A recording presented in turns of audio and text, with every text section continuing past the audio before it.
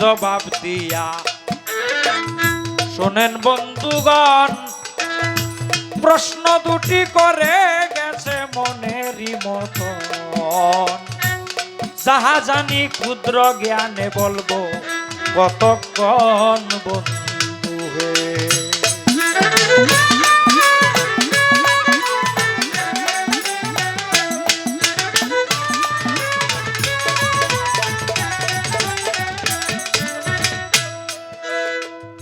একটি প্রশ্ন ওনার, যে হাসরের দিন একটা লোক, এটাকে পূর্ণ মানুষ তো বলা যায় না, একটা লোক বলা যায় না, একটা মানুষের আকৃতি বোঝা যাবে, তবে তার অর্ধেক দেহ, অর্ধেক দেহ নিয়ে উঠবে, অর্থাৎ যত অঙ্গ প্রত্যঙ্গ আছে এইগুলি একটা একটা থাকবে। এটা কে? এই ব্যক্তিটা কে, বা এটা কেন এইভাবে উঠবে কেন? এটা আর একটা ঘটনা আছে। হযরত মুসা নবীর আমলে ইনার একজন সহচর ছিল, তার নাম ছিল জুবায়ের। এই জুবায়ের যদিও বনি ইসরাইল গোত্রের লোক ছিল, তথাপি সে আল্লাহওয়ালা ছিল।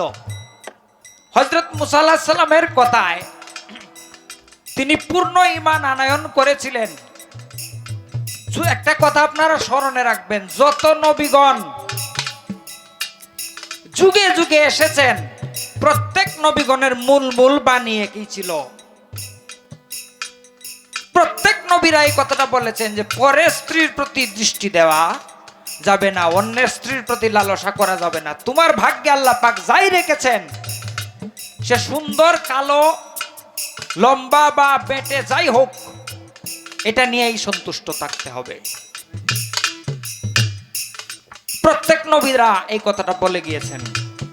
তো এই জুবায়ের মুসা নবীর এই কথাটার উপরে আমল করতে গিয়া, সে মুসা আলাইহিস সালামের হাতে হাত দেওয়ার আগে, তার হাতে হাত দিয়ে আত্মসমর্পণ করার আগে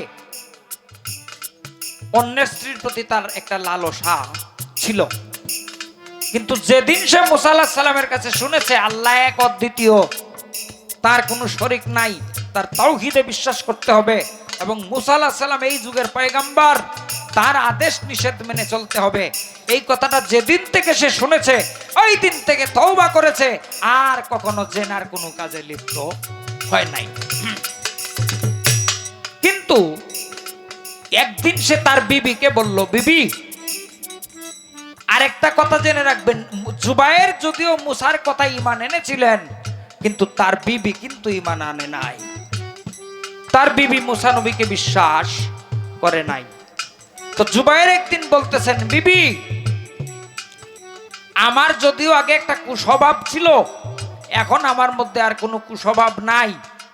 তো আজকে আমার মন চাইছে তোমার কাছে যাওয়ার জন্য, তোমার সঙ্গে রতিরণ করার জন্য আমি তোমাকে আহ্বান করলাম।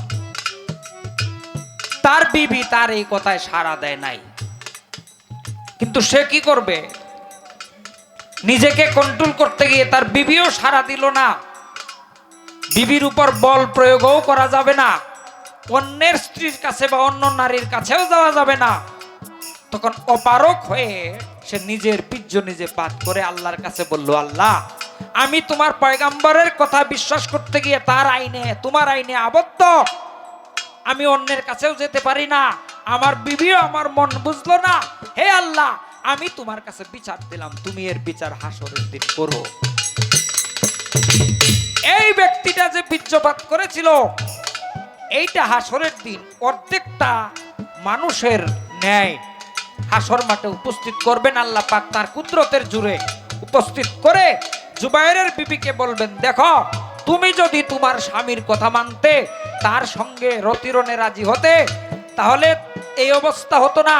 তোমার স্বামী আমার কাছে বিচার দিয়েছিল, তুমি এই দিন যদি তোমার স্বামী তোমার সঙ্গে সহবাস করত, তাহলে তোমাদের দুইজনের উদরে এবং ঔরসে দুইজনের মিলনের ফলে রজ এবং বীর্যের সংমিশ্রণে একটা পূর্ণ সন্তান হইতো। পূর্ণ সন্তান না হওয়ার কারণে তুমি একমাত্র দায়ী, কারণ তুমি তোমার স্বামীর কথা রাখলে না, আর আমার আইন মানতে গিয়ে তোমার স্বামী অন্যের কাছেও যেতে পারে নাই, যার জন্য একটা পূর্ণ সন্তান হওয়ার জ্ঞান বা সময় ছিল এই দিন, তোমার কারণে হলো না। এখন তোমার কি বিচার করা উচিত তুমি বলে দাও।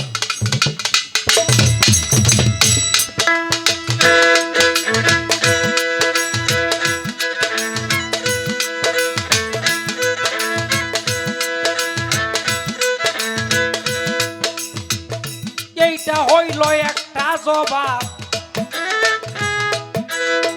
আমি আপনাকে জানাই।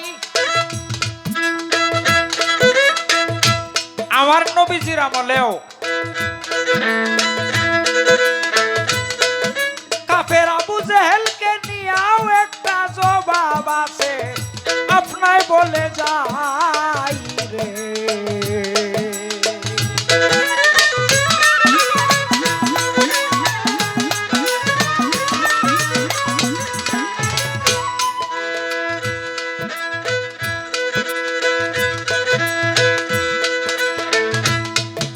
কারণ এই আবু জেহেলের আমলে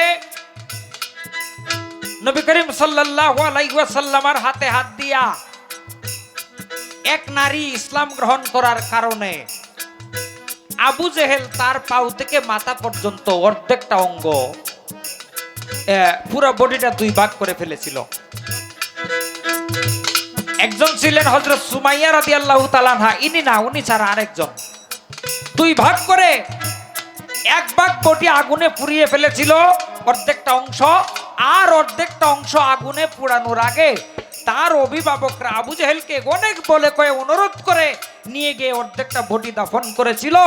এই অর্ধেকটা বডি আল্লাহ পাক হাসরের দিন উঠাবেন, উঠিয়ে আবু জেহেলকে বলবেন, আমার হাবিবের নামে পাগল হইয়া আমার তাওহীদ, আমার হাবিবের রিসালাত গ্রহণ করতে গিয়ে তুমি এই মহিলার এই অবস্থা করেছিলে। সমস্ত হাসরবাসীর সামনে অর্ধেকটা অঙ্গ উঠাই আল্লাহ পাক প্রমাণ করবেন যে আবু জেহেলের মতো পাপিষ্ঠ ব্যক্তির কি বিচার করা দরকার।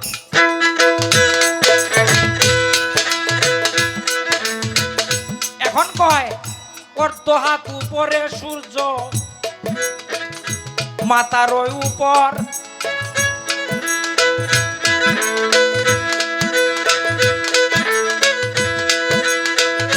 এইটার একটা ভালো মীমাংসা চাইল আমার অগোচর। কয় হযরত আদম আলাইহিস সালাম হলেন ৬০ হাত লম্বা, ইনার যদি অর্ধ হাত উপরে, ইনার মাথার অর্ধ হাত উপরে সূর্য থাকলে আমার মাথার থেকে কতটুকু উপরে থাকবে? এটা তো সত্য কথা। তাহলে অর্ধ হাত উপরে যে সূর্য, এটা কিতাবে লিখলেন রাবিগণ। কেমনে লিখলেন? এটার মূল হাকিকতটা হচ্ছে সূর্য থাকবে এক ক্রোশ দূরে, মানুষের মাথার থেকে এক ক্রোশ দূরে, অর্থাৎ সূর্যের তাপ এত প্রখর হবে, এই এক ক্রোশ দূরে থাকবে সূর্য, সূর্যের তাপ প্রায় এত কঠিন হবে, এত প্রখর হবে, মানুষ মনে করবে যেন মানুষের মাথার অর্ধ হাত উপরে থেকে সূর্য তাপ দিতেছে। কিন্তু মূলত সূর্য মাথার অর্ধ হাত উপরে থাকবে না। এটা তাপের তীব্রতাকে বোঝানোর জন্য রাবিগণ দলিলের মধ্যে কথাটা এইভাবে উল্লেখ করেছেন। মূলত অর্ধ হাত উপরে সূর্য থাকতে পারে না, কারণ আপনারা জানেন সূর্য বর্তমানে সূর্যের মধ্যে যে পরিমাণ তাপমাত্রা আছে 2 কোটি ডিগ্রি সেলসিয়াস তাপমাত্রা নিয়ে সূর্যটা জ্বলতেছে। পৃথিবীতে যদি 100 ডিগ্রি সেলসিয়াস তাপমাত্রা আসে তাহলে সমুদ্রের পানি বাষ্প হয়ে যাবে। মানুষ তো পরের কথা।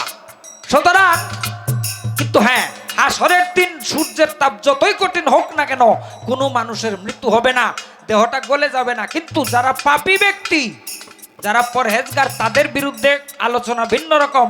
যারা পাপী ব্যক্তি তারা তাপটারে এত তীব্রতা, তাপের এত প্রভাব অনুভব করবে, মনে করবে যেন মাথার অর্ধ হাত উপরে, অর্থাৎ সবচেয়ে নিকটে এসে সূর্যটা তাপ দিতেছে। নিকট বা তীব্রতা বোঝানোর জন্য রাবিগণ অর্ধ হাত বা এক ক্রোশ উল্লেখ করেছেন।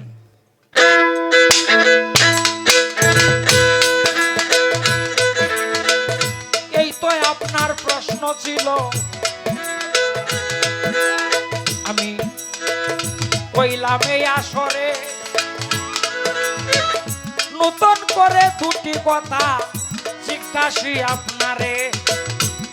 আপনি বলবেন এইবার হঠাৎ করে মানুষ দেখবে এই যে সন্ধ্যার সময় রাত্র হবে কিয়ামতের কিছু আগে সন্ধ্যার সময় যে রাত্র হবে আর রাত্র পুষাবে না, রাত্র পুষায় না, মানুষ ঘুমাবে সজাগ হবে আবার ঘুমাবে আবার সজাগ হবে, এইভাবে চলে যাবে 40 দিন। 40 দিন পরে সূর্য উদিত হবে, তাও পশ্চিম দিক থেকে।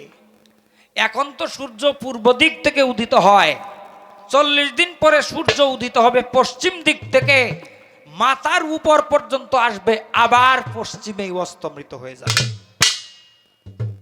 পশ্চিম দিক থেকে সূর্য উদিত হবে আবার পশ্চিমেই অস্তমিত হয়ে যাবে। আমি জানতে চাই যেই দিন 40 দিন পরে সূর্য পশ্চিম দিক থেকে উদিত হয়ে কিছুক্ষণ স্থায়ী থেকে আবার পশ্চিমে অস্তমিত হয়ে যাবে, এই দিন সূর্যের নাম সূর্য থাকবে না, সূর্যের অন্য একটি নাম হবে।